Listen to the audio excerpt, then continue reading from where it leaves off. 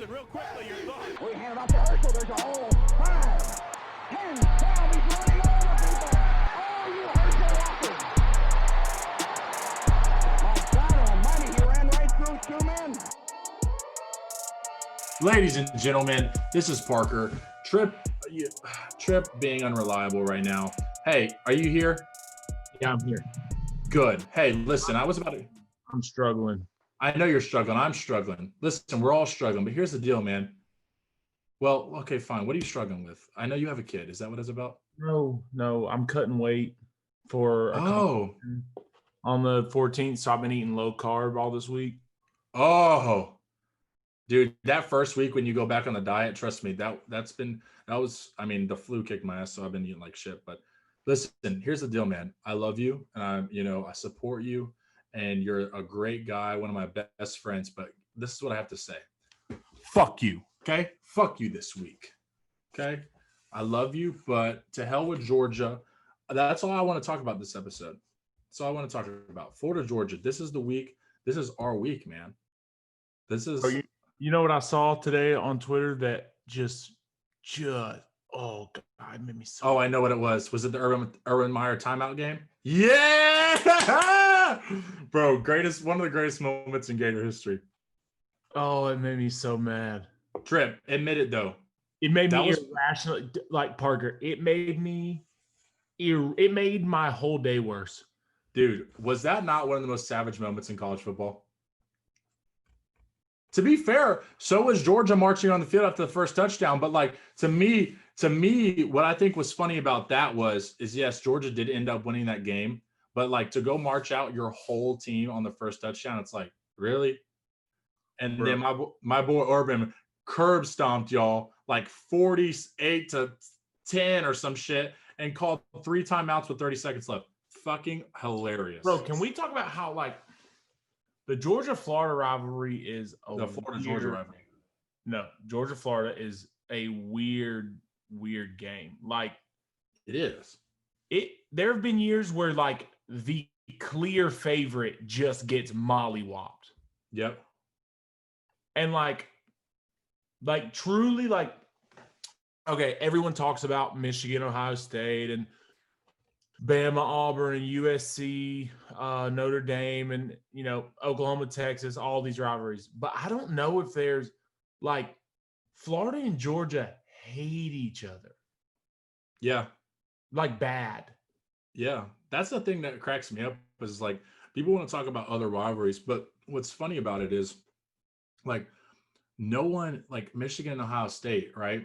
Like a lot of these rivalry games that people say are the better rivalry games in college football, the reason they're like that is because they have history to them as far as both teams. But recently, I mean, to me recently, because this is how it went. You had Georgia obviously dominate like the freaking World War II times, and then you had Florida dominate the 90s. Then you had like, oh, you're just gonna skip the 80s. World War II times, bro. You're just going to skip the 80s. Okay. Post 90s, Georgia, that's where Georgia picked up most of their wins in the series. You would agree with that. The numbers don't lie. Then the 90s, the Gators closed the gap. Then the 2000s, the 90s, the Gators dominated the series. And the 2000s, the Gators won the series. And then in the 2010 era, Georgia has come back.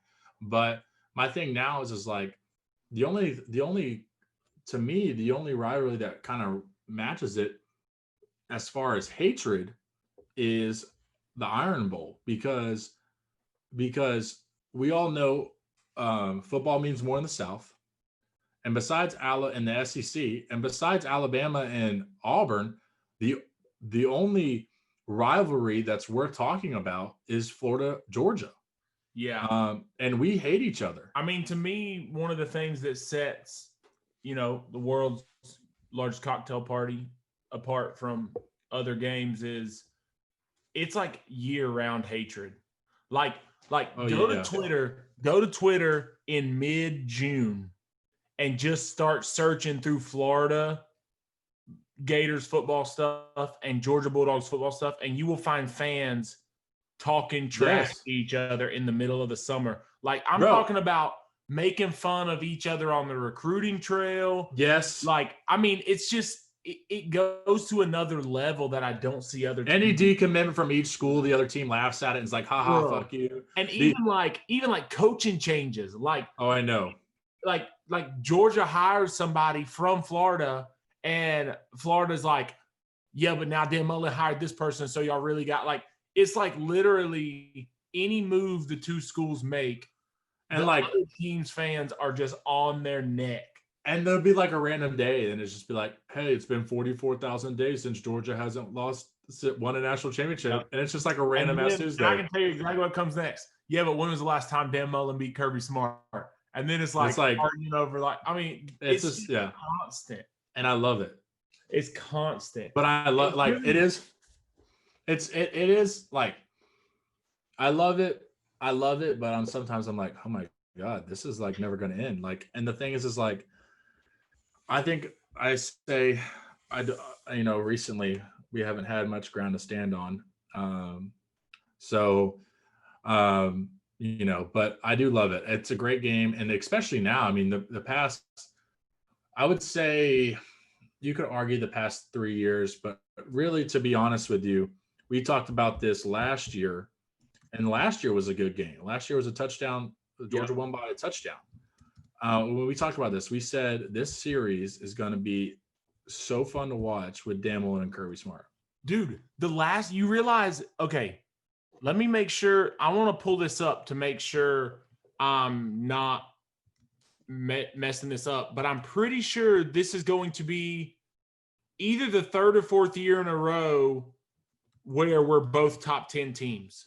So is this the third year that Dan Mullen? This is the third year that Dan Mullen's at Florida. So yeah, I think it's the third. I believe Florida. I think this is the second year in a row we're both top 10 teams. I believe Florida was maybe 11 or 12.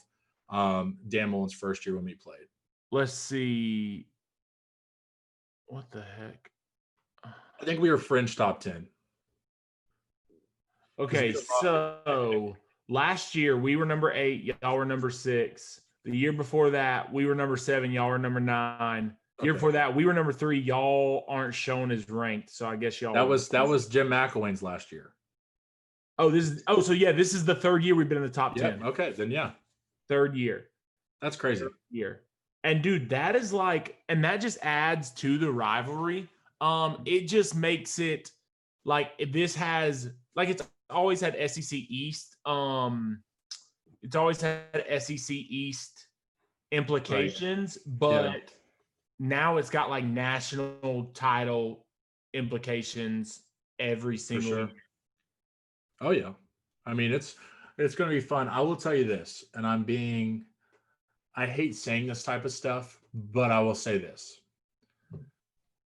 For the first time under the Dan Mullen era, and I know I may have said it, but I wasn't, but I feel like I talk about gut all the time, and like, in my heart, like, I just feel like some days I just like, I don't know what it is. Like when there's games that like, I'm just like, we're going to lose this game, and we like lose. And then there's games where I like, we're going to win and we win.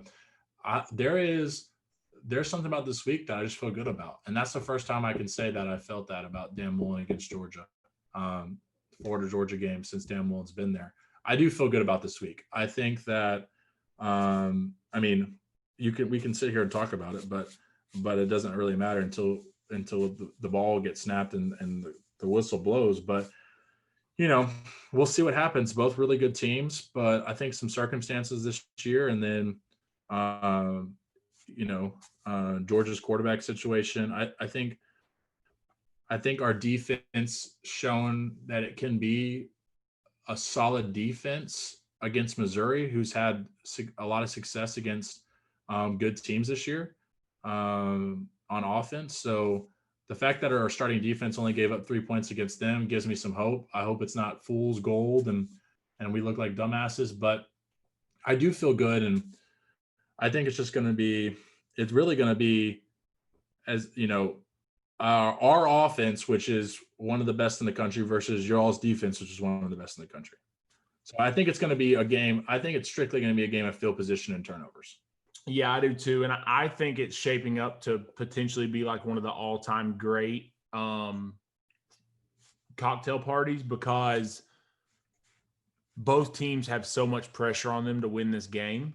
Yep. Because Dan Mullen's definitely feeling the pressure of like, hey, the last few years we haven't had an elite offense and we've not been able to beat Georgia and we've won 10 games in a year, Sure. but we haven't won the game that really matters in the conference. Y'all beat LSU in his time there. Y'all beat, you've beat everybody else in his time there except Georgia. So he's feeling the pressure. Todd Grantham's obviously feeling the pressure after the performances Jake Fromm's had against him. And you've got Georgia on the other side who we're back in the same old situation with Kirby, right? Like he's beating the teams he's supposed to beat. He's, having quarterback issues and, you can go back and forth and saying like, well, he thought this, or we thought this guy was going to be healthy or whatever. But it's the same old thing. And it's a situation where it's like, if Kirby loses this one, okay, this is a crazy stat. Since Kirby's been at Georgia, a regular season loss, what do you think Kirby's record is after those losses? I mean, I don't know how many losses he had To close out the season. To close out the season. So I know his first year he had 4 losses, so there's 4 games. Then and then his second year he only had. Okay, sorry, not counting the first year, not counting that first year. Well, then obviously he's probably like 2 or 3-0. 14-0 after a loss. He's had 14 losses in a regular season? No, not 14 losses. After a loss, he has not had, like, other than that first year, after a loss in the regular season, he has won out in the regular season. Oh, okay. Yeah. So this is something he does well at. He bounces back from losses like the Alabama loss a couple weeks ago. But it's a situation where it's like, once again, we're going, okay, man, like, you didn't beat Alabama, and you've got to get back to the SEC championship to have a chance.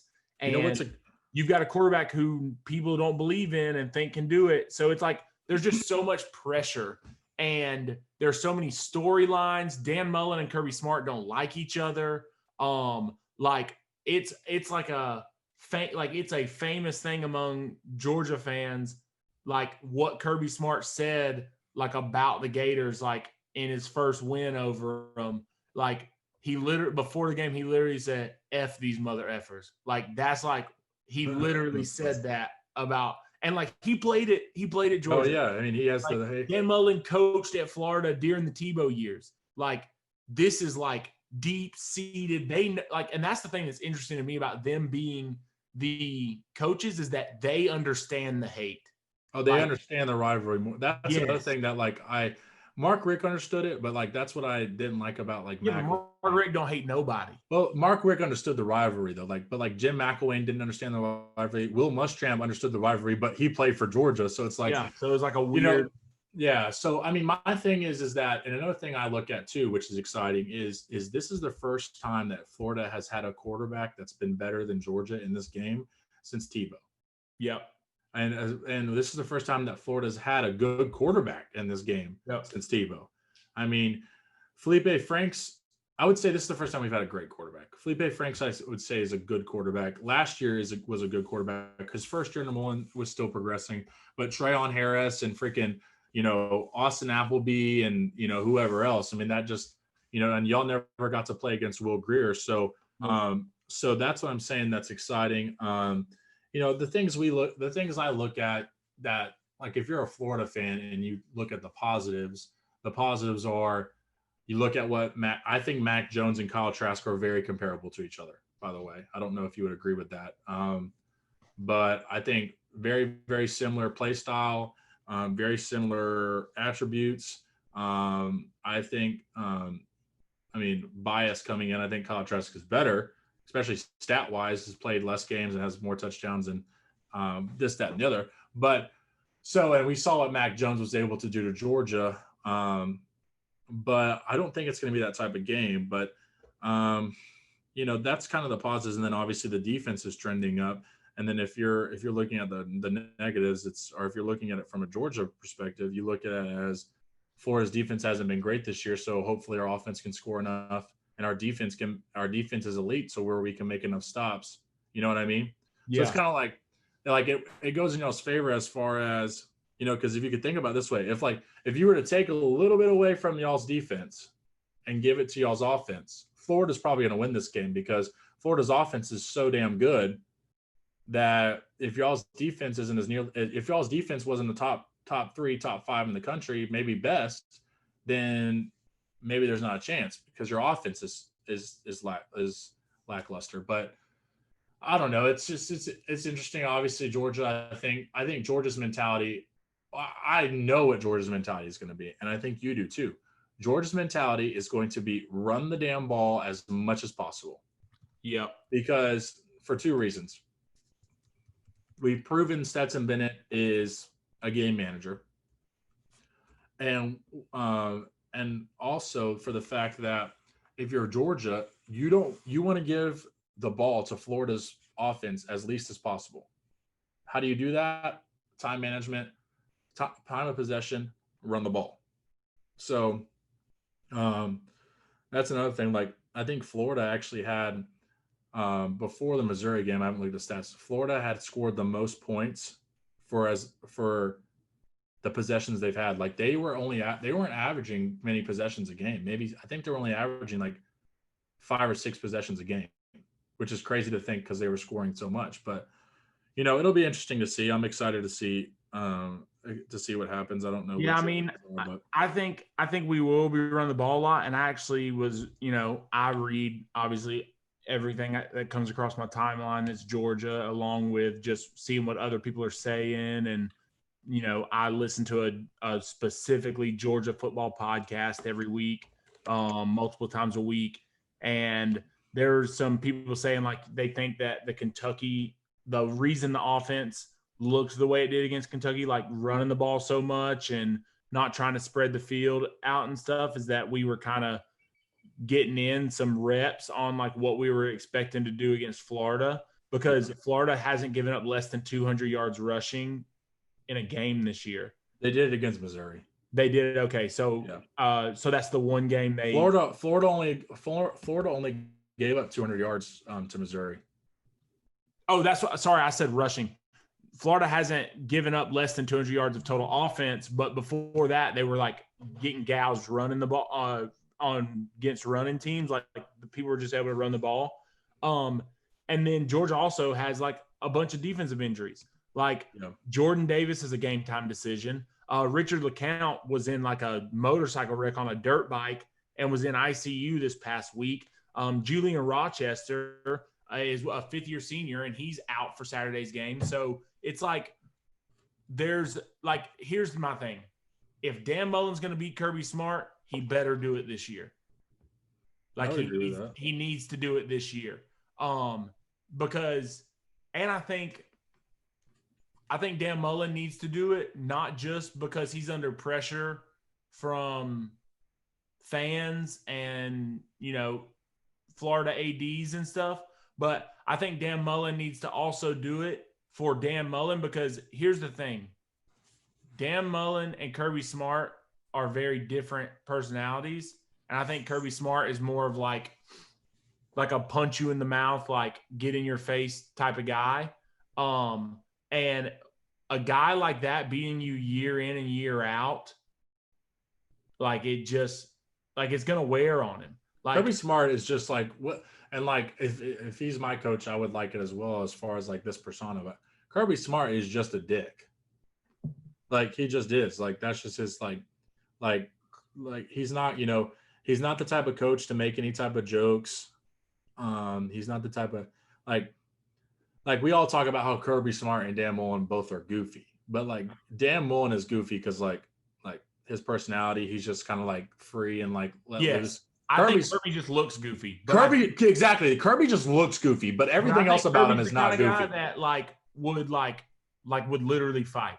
Like he's that. Kirby's the type of guy like if you said, "Hey, you look goofy," he'd punch you right in the mouth. Yeah, exactly. Dan Mullen, if you're like, "Dan, you're so goofy," he'd be like, "Yeah, I am." Like, yeah. So and like we both love him for that reason, but like, and you know, it's definitely biased, but when your coach wins, that's what happens. And that's the thing, man, is like, okay, I know you probably loved this because you're about the fight, but I loved it. Not even the fight. I'm not even talking about that. I'm saying after that, the Darth Vader thing. Yeah, so I know you probably thought that was hilarious, like Halloween. He shows up in a Darth Vader costume. You love Star Wars, but here's the thing, dude. Did you not see the message behind that though?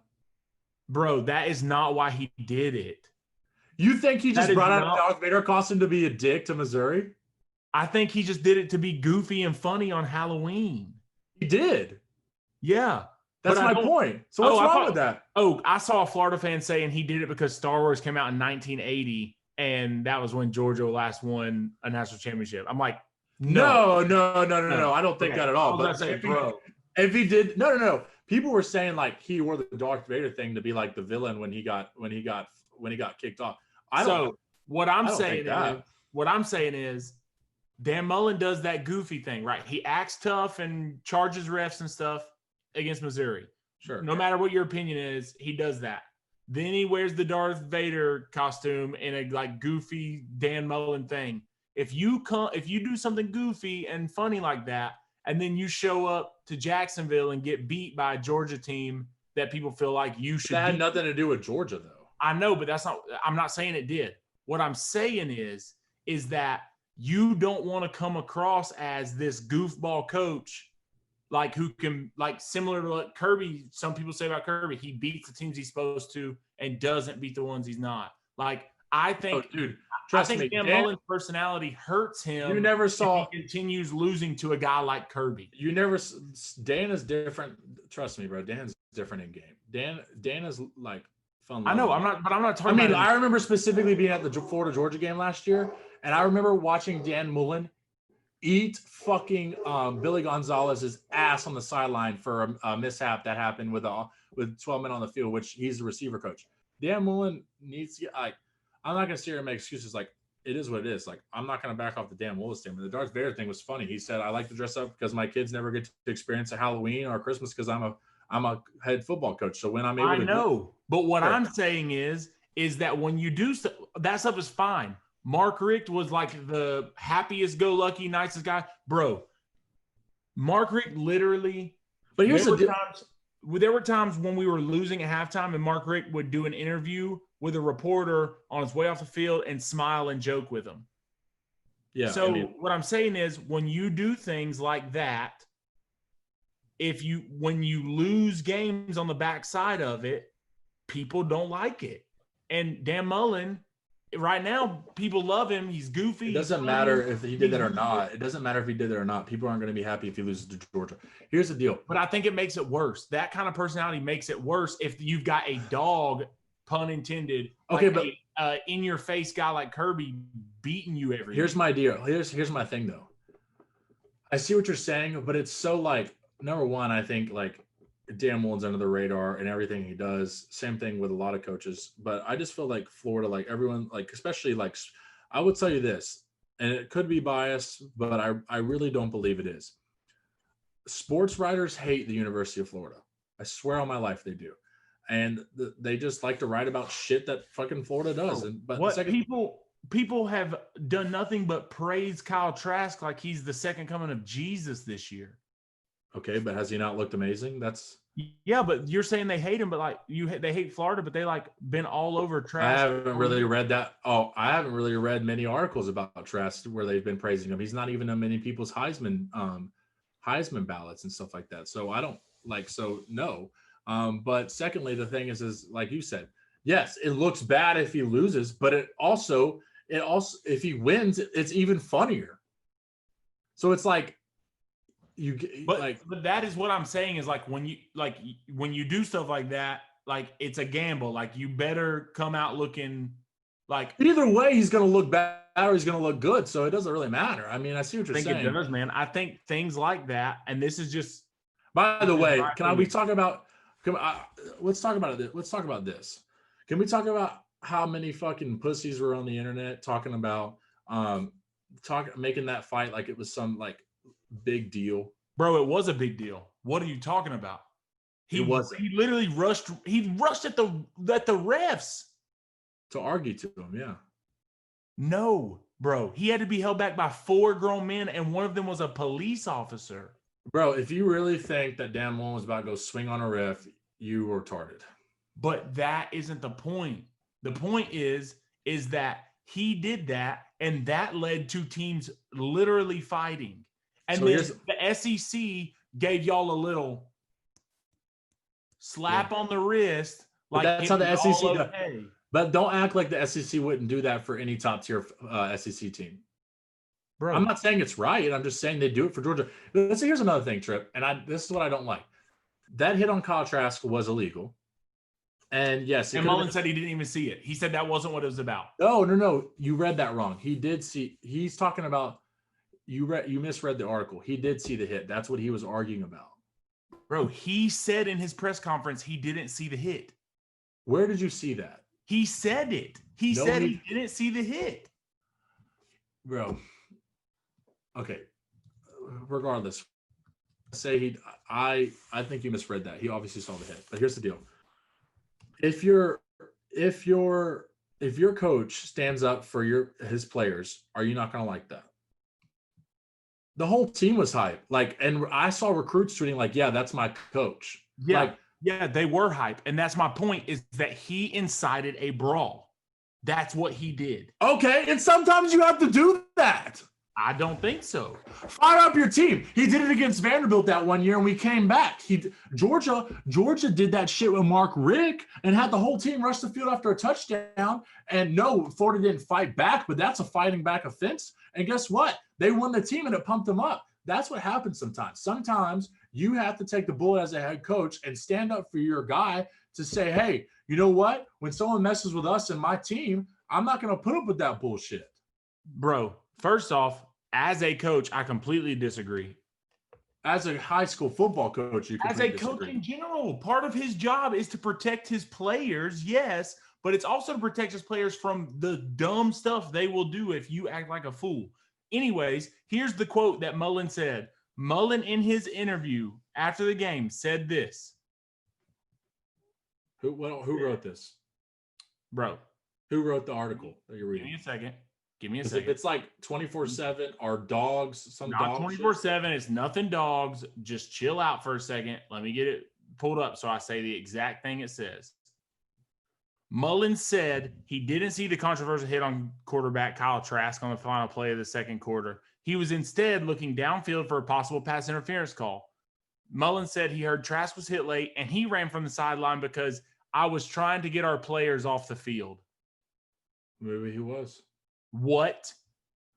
That man was not trying to get the players off the field. So here's the deal. I don't know if he was rushing the referee in that picture, but I know that like people were mad that he was I never saw on Twitter. Maybe he didn't rush the referee when he was being held back. That could have been he was being held back from when the fight had already ensued. But I think people said he made it worse when he came out of the tunnel and pumped up the crowd. I do think like, okay, I can understand the emotional thing of being like, especially if, let's say, for example, he did see the hit. Sure. Let's say he saw a really bad hit on Kyle Trask and his players are getting scuffled, whatever. And he runs out there and he's emotional and he gets grabbed, all that. But the coming back out to pump up the crowd after a brawl is not a good look. Okay, here's the deal. It's not a good look. I still fucking loved it. Bro, and it would be like, okay, if Ed Ogeron did that, I'd be like, I believe it. But like that's the thing is like people think Dan's so goofy, but Dan, bro, if you go to Florida games, this man, I'm talking like if you saw him on the sidelines, this man gets hyped. Like he's like over there, like he'll throw his headset, he'll throw the clipboard and like get on the bench and like hype up the crowd. Like that's stuff he does. So like to me, it's nothing new. But but when I say I believe it, I'm not talking about the pumping up the crowd. I know Dan is like that kind of guy. I'm talking about the rushing out like he's going to do something. I mean, I'm with you. I mean, he rushed down Derek Mason. And that's also to my point of like, that's why I'm saying this isn't something that like, oh, it caught him off guard and he saw a late hit. Like he's done similar things before. Look, here's the deal. And I just think it's a bad look. I just think it's a bad look for a head coach to do that. Tripp, it's a bad look for everyone that's not in the program. Sure. Like I'm saying, like my thing is like, yes, everyone outside, everyone that's not a Gator is going to want to criticize that because yes, it's funny. Also, it's like, what the fuck is he doing? Yes, I understand that. But here's the deal: if you're a Gator, or you're a recruit, or you're a fan, you love that. Like that's as simple as that. Like we could flip the script, and I'm sitting here and saying, yes, it was irresponsible for him to do that, but also I loved it. And also, like, don't get me wrong, like if he would have done that and then got suspended for the Florida Georgia game, I'd have been like, what the fuck are you doing, Dan? But he didn't, and we got off easy. I'll tell you that straight up. We got off easy but I knew when that stuff happened and they talked about possible suspensions and fines. I knew that it was going to be limited suspensions, and Dan Mullen was going to be on the sideline for Florida Georgia. Like, I knew that. Lane Kiffin got fined as much as Dan Mullen did for a tweet. No. Lane Kiffin said that in the press conference. He said that in the press conference about this, and then tweeted it. But like, yes, but it's different.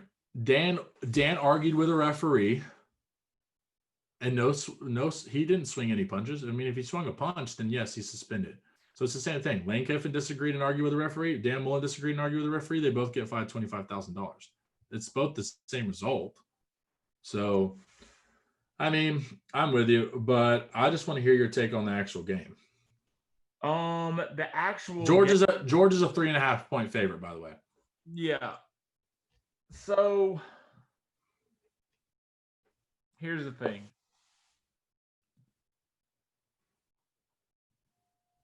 I think Georgia's going to need 2+ turnovers to make it happen. They're going to need some guys to step up, obviously, with injuries. They're going to need to run the ball effectively so that we have Grantham packing the box. And then we can, get man-to-man coverage and hit, over Grantham's the top. Going to do that anyway. I know, but I'm saying like it's got to be where we're running the ball and he's like selling out to stop the run. Like I'm not talking about him just sending blitzes, like Sure. it's got to be a situation where he's like, hey, they're having 12 play, 15 play drives and that can't happen. That sort of thing. And I mean, like, it's like you said, like if you know anything about football, this game's pretty simple. Georgia needs to play really good defense and control the ball and protect the football. And they probably need to score 30 points to win this game. That's the thing that's as a Florida fan, I say to myself, can Georgia score 30 points? And I think even Georgia fans are asking them that question. I think Georgia fans are asking themselves that question. I mean, I think they can. I mean, like, Georgia scored 24 points against Alabama in the first half. And then they went away from what was working in the second half and crapped the bed. Like, Georgia has the ability to score 30 points. Yeah. It's just, will they? It's will guys step up and play as well as they are able to. It's, can we capitalize on opportunities and that sort of thing. My personal feeling is like, I don't really have a good feeling about this week. I think that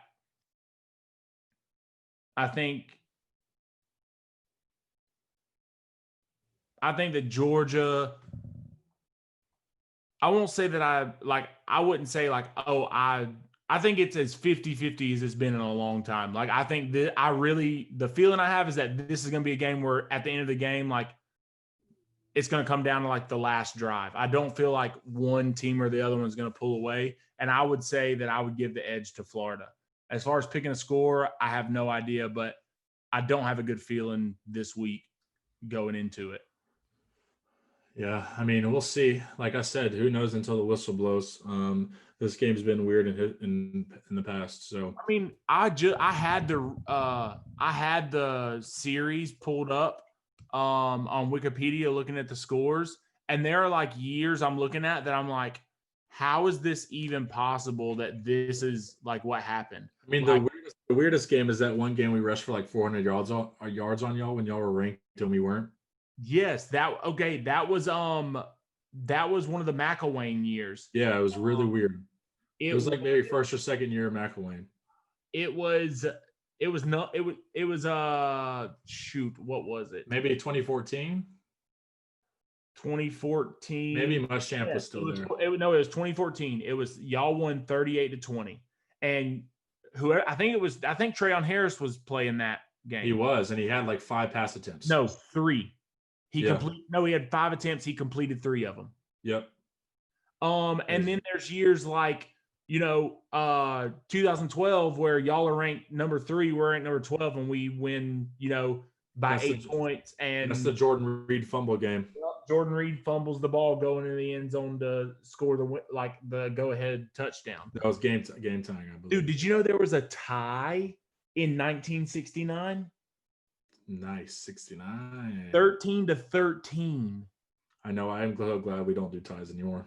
Like what? So, where are you watching the game? With my parents. Dude, this is really weird, actually. Okay, so if you go back to 2008, in 2008, Florida won, and then they won 2 after that. So they won 2008, 2009, 2010. The series always goes in like wins of 3. And then Georgia won 2011, 2012, 2013. And then Florida won 2014, 2015, 2016. And now Georgia's won 17, 18, 19. Does the trend continue? Like, that's so weird. That is crazy. I've always thought that. It's like 3-3-3-3-3. Yep. That's funny. Well, hopefully history repeats itself for my sake. So, okay, so serious like moment. I want to know how you will feel if Georgia wins for the 4th year in a row. Like, where will you be at with Mullen and Grantham and just the whole situation? I'm not going to speak about that because we're not going to lose. No, I'm just teasing. If in some crazy world we lose, I'm still hot. Crazy world, like it's like y'all are like super. I don't want to give y'all too much crazy. You're favored in the game. I know, but you're saying in a okay. Hypothetically, I think y'all would lose. And hypothetically, if Georgia was, if Georgia was to win, it's a guaranteed. There is some saving grace, but I would say it's a guaranteed Todd Grantham gets fired. Yeah. And there's some changes there needs to be probably at least 2 changes to the staff, if not 3. Yeah. But Mullen's still our guy. So yeah, but do you think it puts Mullen on any kind of like maybe even like a tiny little bitty hot seat? I think it puts him on a tiny bit of hot seat if he doesn't make staff changes. Yeah. That's the only reason that's the only way he's on a hot seat is if he doesn't make the appropriate staff changes. If Mullen, if Florida, and I'll give my perspective from if Georgia loses too, but I'm just curious, if Mullen loses this year, what's the timetable on like you need to beat Georgia within this amount of time? Like y'all aren't going to let him lose to Georgia 10 years in a row. No. I mean, I'd say like max you're looking at like probably 5 years in a row, and then you're like, dude. So next year would be like, dude, you gotta do something. Yeah, like next year, the year after, it's like, come on, dude. And the way the series is going, he's gonna get a win. Oh yeah, for sure. So, and that was kind of my feeling coming into this year, even before we had quarterback stuff and defense. Like in a rivalry like this, you're very rarely gonna have stints of 4, 5, 6, 7 year runs. Like it just, especially with both teams being good. Exactly. Both teams are good. Both teams recruit well. Both teams have good staffs. Like it's just very hard to consider. I mean, and to be fair, Georgia has been a better football team. Yeah. Mullen's first 2 years. Yeah. So, yeah. If Georgia loses, I think that I don't think Kirby's like on the hot seat in terms of like getting fired, but I think that people will really be like, I think there'll be a big push like, hey, you need to figure this quarterback thing out. Yeah, I think I think that'll be the nail in the coffin as far as the quarterback thing goes. Yeah. Like if he loses, and let's say Stetson comes out and plays bad, like doesn't have a good game, like batted ball. There were some people predicting this is the game that JT Daniels plays. Bro, JT Daniels is listed as 3rd on the depth chart. Wow. Behind DeJuan Mathis. You know what? We see this Carson every year. Beck ain't even listed. We see this every year, and it's going to happen. Kirby's going to put DeJuan Mathis in the rotation as a dual threat quarterback, just so you know. Nah, I don't think so. I'm willing to bet on it. But anyways, what I was saying, so if Georgia loses this game and Stetson has like a bad game, like it's like a game where you're like, dude, what is happening? We will definitely see a quarterback change the following game, I think. And if you don't, I'll be shocked if we don't. But if you don't, how do your feelings go? Because I think like right now, a lot of Georgia fans are thinking, hey, like you can only get so mad at Kirby Smart because the decisions he's made is let us. Oh no, dude, that's completely off. No, okay. Most Georgia fans are way more upset than I am about the quarterback situation. Okay. Like people on Twitter are like so annoyed by it, so frustrated by it, saying like Stetson's clearly not the guy. Like even if we lose, like we need to like get somebody else like reps or whatever. And for me, I tend to lean towards coaches. Like he's a coach at that level and he knows way more about the team and what's best for the team than I do. Sure. But for me, it'll be like, what are we doing? Like if Stetson doesn't give us a chance to win an SEC championship, maybe we should be figuring out, can DeJuan figure it out? Or can JT Daniels go? You see what I'm saying? Like, but that's what, like, to me, it's kind of like championships. Then we need to be figuring these other guys out. So next year we have an idea of what we have. That's kind of what I'm thinking. Like, if you do, like, for example, Georgia loses this game and Stetson Bennett is, I think if honestly Georgia loses the game regardless of how Stetson Bennett performs, even if he performs great, I still think your chances of winning the East are very, very small. Y'all would have to lose 2 games. Yeah, so why not go to another quarterback, get a younger quarterback reps, and then and then prepare for next year? Yeah, and that's my thing is like here's the deal. We have a 5-star quarterback coming in next year who's one of the top-ranked quarterbacks in the country. He Brock Vandegrift plays at Prince Avenue Christian near. He's not going to start next year, though. No, I'm not saying he is or he isn't. I'm just saying we have that guy coming in. All we can know about him is this film. For these guys, we need to, for next fall, to know what these guys are like in a game so that next year when that kid steps on campus, we can have an idea of what the pecking order is. We don't need to wait until next year to start figuring this quarterback thing out again. We don't need to wait till the spring. It needs to be now. Bro, how funny would that be if Stetson, how every player can still play next season? How funny would that be if he plays next season and Kirby starts him? Bro. That'd be funny.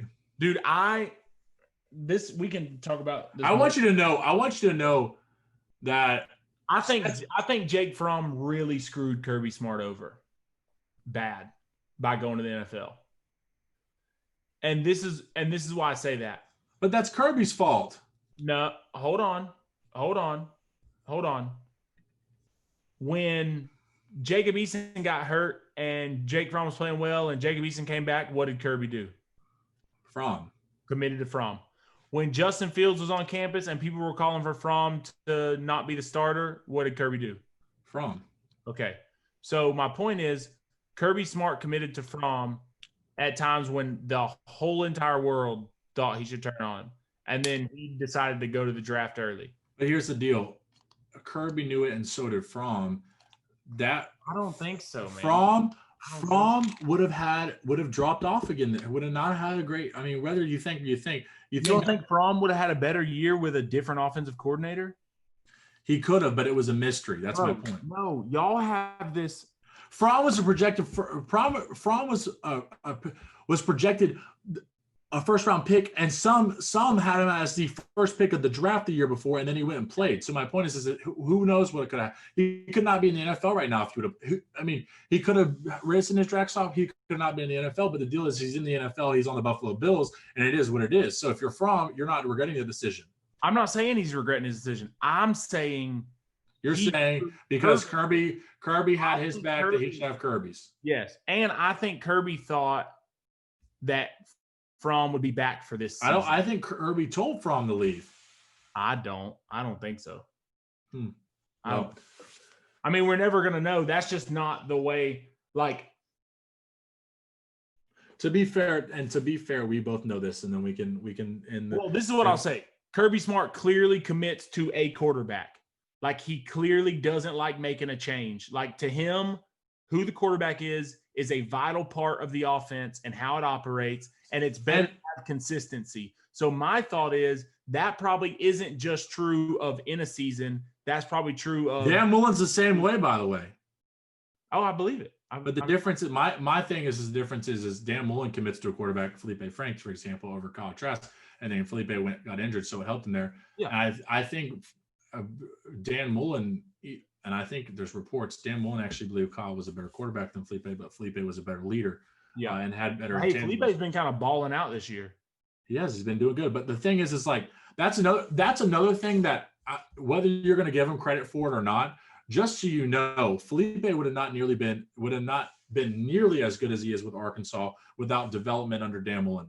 Dan Mullen, that's the difference, and that's his specialty. So of course, and you agree with this, I know you do.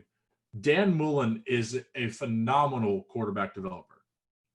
Yes, but let me just say this, and you can go back. Derek, I want you to listen to this. We can go back and check the tape in the first week's episode of this season after Arkansas, Georgia. This boy Parker said, man, it really shows how bad Felipe Franks is without Dan Mullen, doesn't it? But now Felipe Franks been balling out. Okay, but he's not as good with. But earlier this is probably his best season ever. No, his best season ever was last year when he threw 60% completion, had 35 touchdowns, and or not last year, the year before, where he had 35 touchdowns and 8 interceptions. Bro.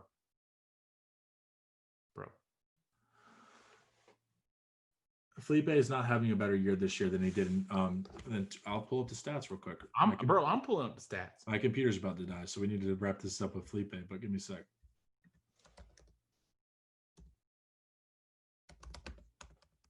Felipe Franks 2018 stats. Here we go. His rating versus the conference right now is 149.2. He's got 66% percentage completion. All right. So Felipe Franks in 2018 had 35 total touchdowns, 6 interceptions with a QBR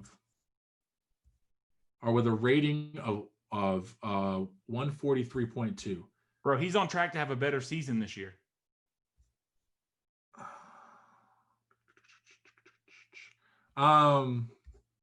With 2,500 yards and 35 total touchdowns. I mean, okay, well, if he does, then he does. But guess what? He would have not nearly had the season he's had versus, I mean, Felipe had bad games under Mullen as well. No, he did. I just like messing with you because earlier this year you're like, he sucks now that he's got Mullen with him. Of course I'm going to say that in his first game when he plays bad. I mean, what do you want me to say? Fuck you. Same thing. Hey, look at Nick Fitzgerald when Dan Mullen left. That man went to a bum. So get out of here. All right. Look, hey, deep down in my heart, I still have love for you, but just know that I'm not going to talk to you until Sunday. You do not listen to me. I'm not talking to you until Sunday. Bro, I was about to say, listen to me, and I mean this with all sincerity. Do not text me before Sunday morning. I can't. Okay. Do not call me. Don't ask me about swing sets. By the way, I do need to know about that swing set. That swing set can wait till Sunday. All right. Well, you better have an answer for me on Sunday. Hey, what the you got a score score prediction? I don't know if I necessarily have a score prediction. I hate doing this crap. I'll tell you this. I do feel Florida will win this year. Okay. But I don't feel comfortable giving a score prediction. I'm gonna say Florida wins 37-32. Wow. Weird score. Yep. I think both teams will get over 30. I think Georgia will be able to run the ball. It'll force Grantham to pack the box. And then I think, like game managers do, off of play action, Stetson will be able to throw it. I do think this game will not be that high scoring because I think that time of possession is going to be a major thing. And I actually believe, well, we'll see.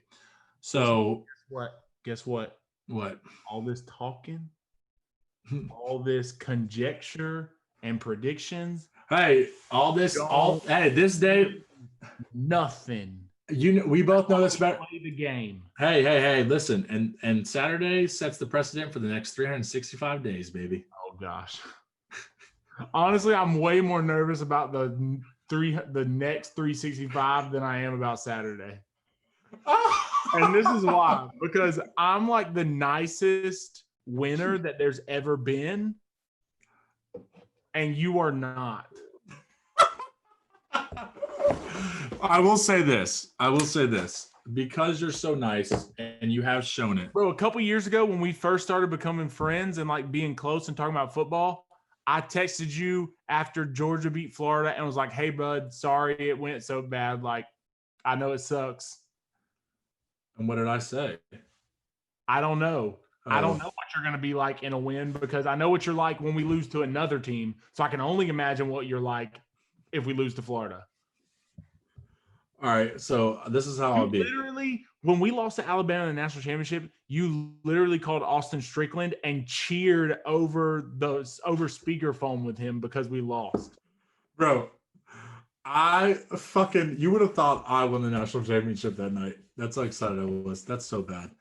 All right. Well, look, this is the thing. You'll get a text from me Saturday night that says, hey, man, good game. I'm sorry that y'all lost. I know it sucks. Don't text me till Sunday morning. Okay, I'll text you at 12. I'll text you at 12 then. Okay, that's fine. I'll take that. You're funny. All right, bro. All right, man. All right. Talk to you Sunday. Yep. Go Dogs.